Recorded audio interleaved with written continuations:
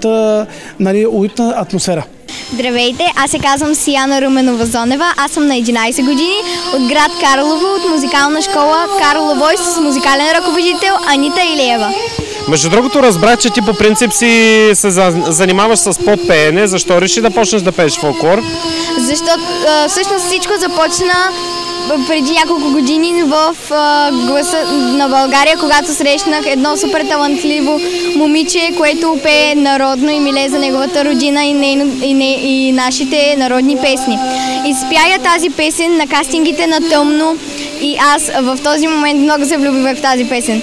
А името на това момиче е Петя Панева. Аз много харесах как пее и много и харесах всичките песни, но най-много ми грабна окото Аврам Зорница думаше. Обаче имаше едно нещо, което малко трябваше да го оправим.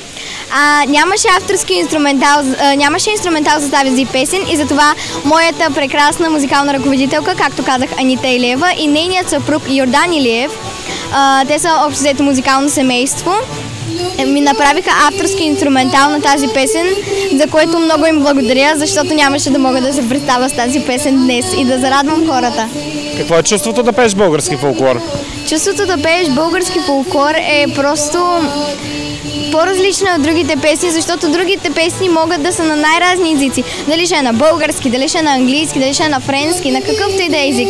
Българските народни песни усещам, че могат само на български могат да се пеят и така можеш да усетиш как милее за своята родина, която е България, разбира се.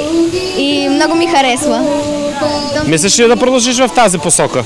Мисля, че мога освен с поп да продължавам с някои народни песни, защото просто чувството да ходиш освен по нормални конкурси, по фолклорни конкурси също, защото мен този ми е за първи път да хода в някой фолклорен конкурс.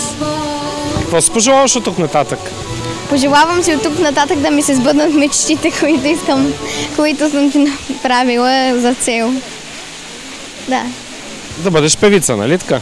Да, и освен това от 7 клас искам да отида в музикално училище и ако ме приемат и завърша, да влезна в надпис, за да стана актриса, която пее. Супер, много готино. От сърце ти го пожелавам, прекрасна ти е мечтата. И за финал на нашия разговор едно пожелание към организаторите и към всички деца, които те гледат и искат да бъдат на твоето място.